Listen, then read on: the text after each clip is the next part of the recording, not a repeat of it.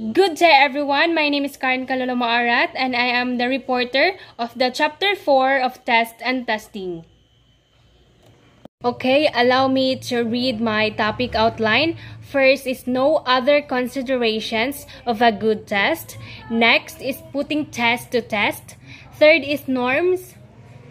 Next is sampling. And last is developing norms in a standardized test. First, we will tackle about the other considerations of a good test. And good test is one that trained examiners can administer, score, and interpret with a minimum of difficulty. And another, it is also a useful test, one that yields results that will ultimately benefit individual test takers or society at large. For an example for this is aptitude test would help a certain organization in evaluating their employee ability to learn specific tasks. Second is the testable personality. Using a particular personality test will give meaningful insights to an individual. And take note about it. If the purpose of a test is to compare the performance of the test taker with the performance of other test takers, a good test is one that contains adequate norms, also referred to as normative data. It provides a standard with which the result of measurement can be compared. Putting test to test. Questions to consider in evaluating a test. First is why use this particular instrument or method. Second, are there any published guidelines for the use of this test? Third, is this instrument reliable? Fourth, is this instrument valid? Fifth, is this instrument cost effective? And sixth is what inferences may reasonably be made from the test scores and how generalizable are the findings. This topic is all about norms. Norms reference testing and assessment is a method of evaluation and a way of deriving meaning from test score by evaluating an individual test taker's score and comparing it to the score of a group of test takers. Second is you can remember norm reference by thinking the word normal. The object of a norm reference test is to compare a person's performance to what is normal for other people like him or her. Here, the meaning of an individual test score is understood relative to other scores in the same test. The common goal of a norm reference test is yield information on a test taker's standing or ranking relative to some comparison group of test takers. For an example, you will take the MAC board examination, which will be judged as pass or not based on reference norm. Let us say the exam requires you to have the 75 percentile rank score, which will compare to all the takers' final score, and now you reach the required 75 percentile score. However, it turns out that the score of the highest in the exam is too high, so the cut score in the exam will also increases. Next topic is norm in a singular, plural, and verb form. First, we will be tackle about the norm in the singular.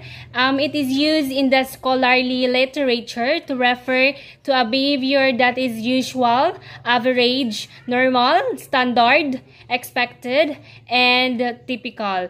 Reference to a particular variety of norm may be specified by means of modifiers such as age, as in the term age norm.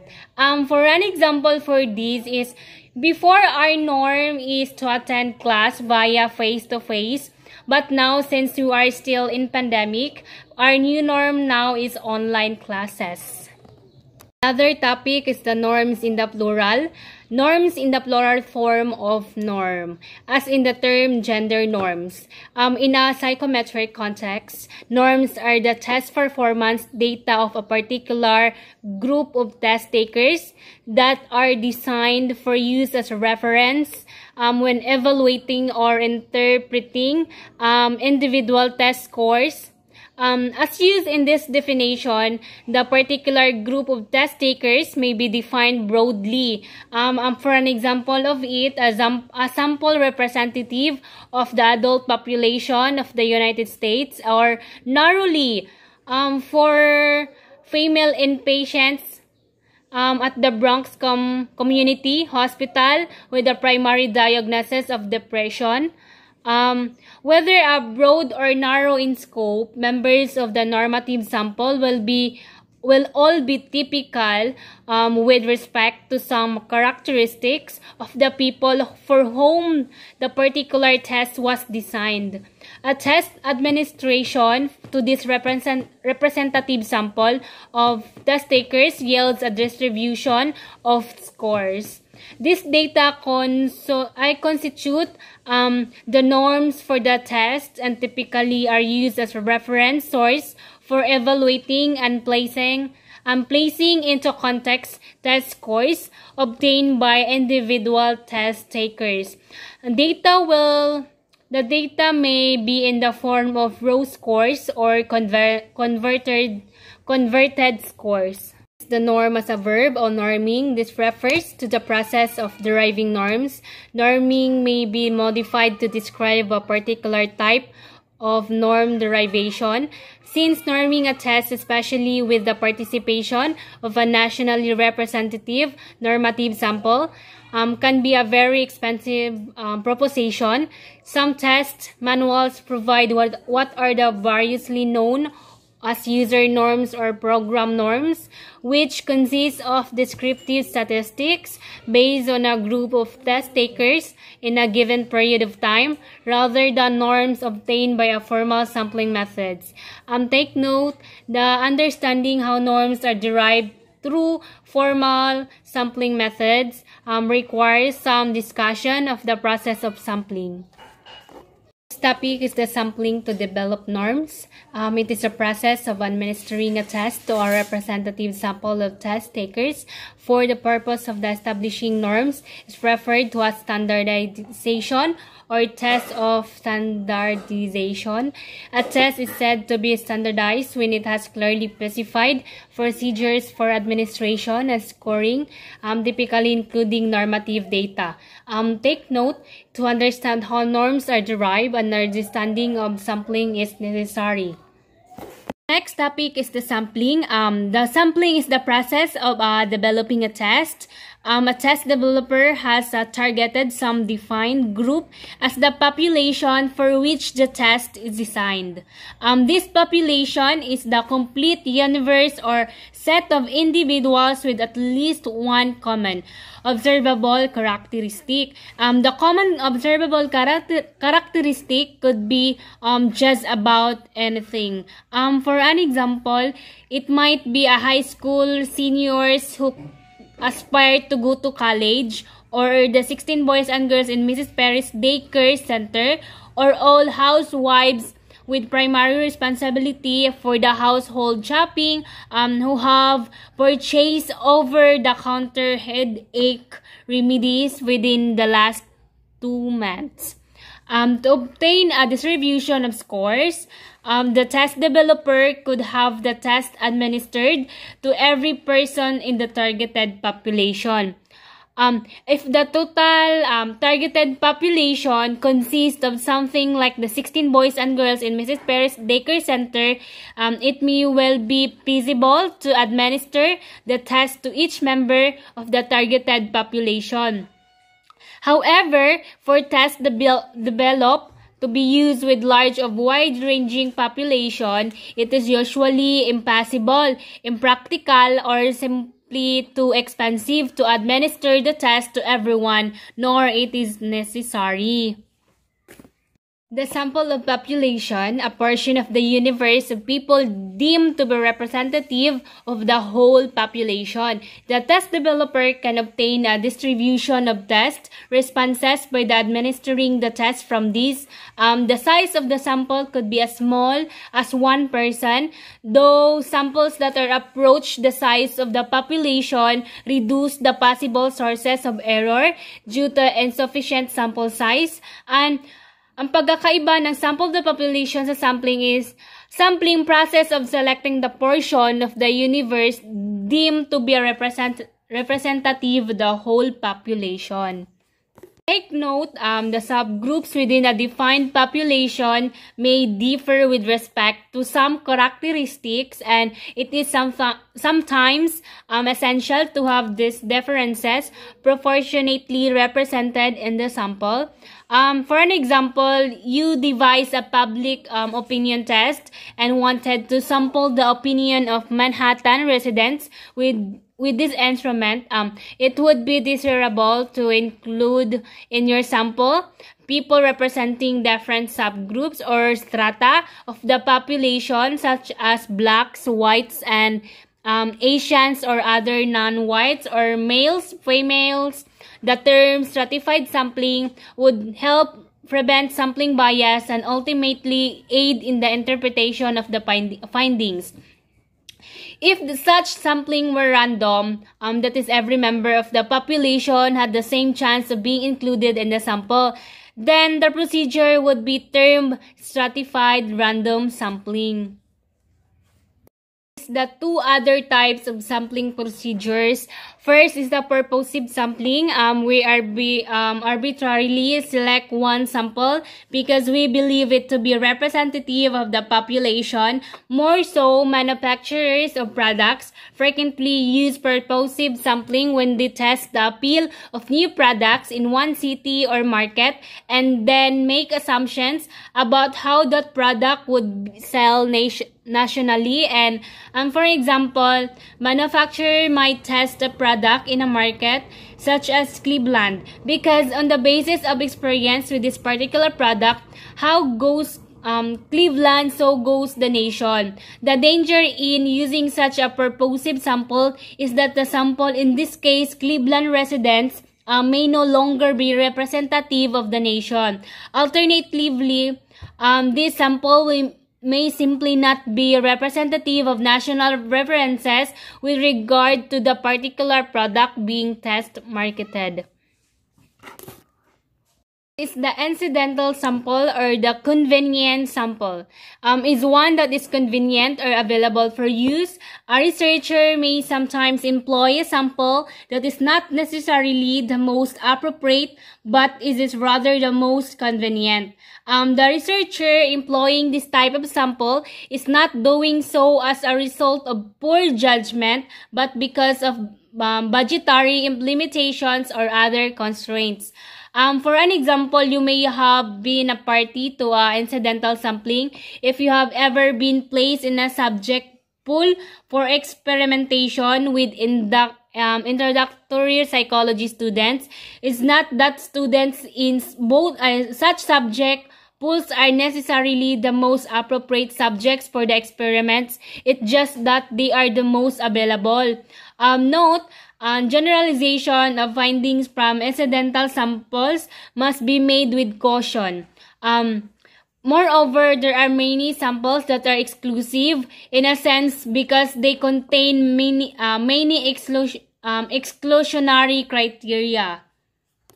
Example for this is, consider for an example the group of children and adolescents who serve as the normative sample for one well-known children's intelligence test. The sample was selected to reflect key demographic variables representative of the U.S. Population according to the latest available census data.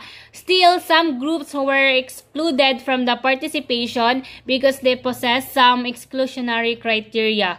Who was the person who will possess some exclusionary criteria?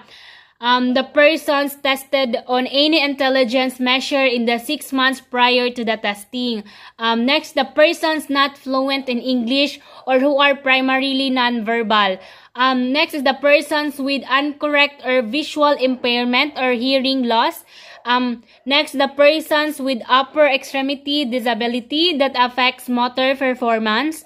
Persons currently admitted to hospital or mental or psychiatric facility. Persons currently taking medication that might depress test performance. And persons previously diagnosed with any physical condition or illness that might depress test performance, such as stroke, epilepsy, or meningitis. Developing norms in a standardized test. Having obtained a sample, a test developer administers the test according to the standard set of instructions that will be used with the test. The test developer also describes the recommended setting for giving the test.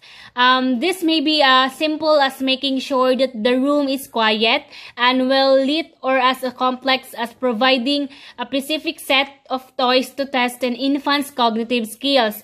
Establishing a standard set of instructions and conditions under which the test is given makes the test scores of the normative sample more comparable with the scores of future test takers.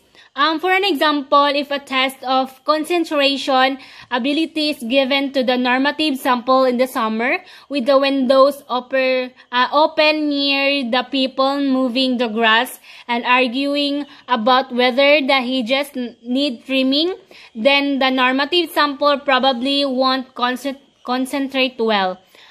Test taker then completes the concentration test under a quiet, comfortable conditions. That person may do much better than the normative group, resulting in a high standard score. The high standard would not be very helpful in understanding the test taker concentration's abilities, because it would reflect the differing conditions under which the tests were taken.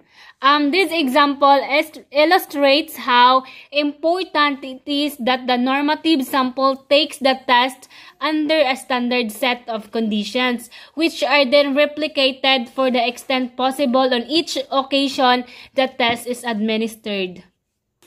Take note, after all the test data have been collected and analyzed, the test developer will summarize the data using descriptive statistics, including the measures of central tendency and variability. And in addition, it is incumbent on the test developer to provide a precise description of the standardization sample itself.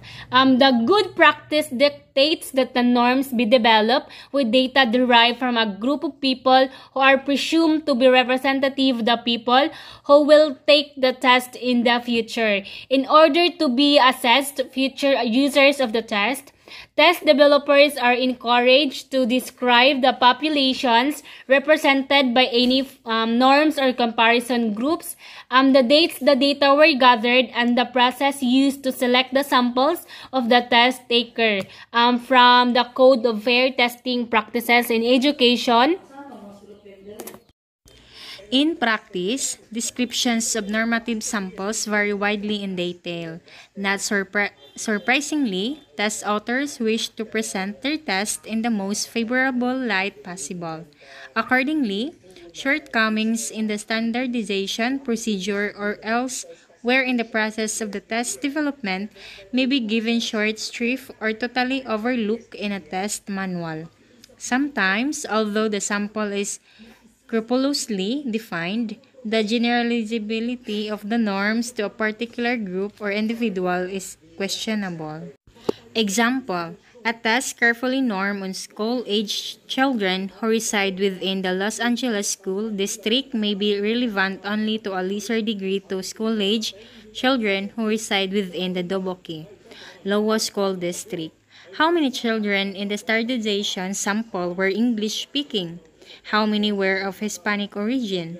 How does the elementary school curriculum in Los Angeles differ from the curriculum in Dubuque? These are the types of questions that must be raised before the Los Angeles norms are judged to be generalizable to the children of Dubuque. Test manuals sometimes supply prospective test users with guidelines for establishing local norms, discussed shortly, one of the many different ways norms can be categorized. Note, when people in the normative sample are the same people on whom the test was standardized, the phrases normative sample and standardization sample are often used interchangeably. Increasingly, however, new norms for standardized tests for specific groups of test takers are developed sometime after the original standardization. That is, the test remains standardized based on data from the original standardization sample. It's just that the new normative data are developed based on administration of the test to a new normative sample. Included in this new normative sample may be in groups of people who were underrepresented in the original standardization sample data. Example, if there had been a large influx of potential test takers from the Czech Republic, since original standardization, the new normative sample might well include a sample of Czech Republic nationals.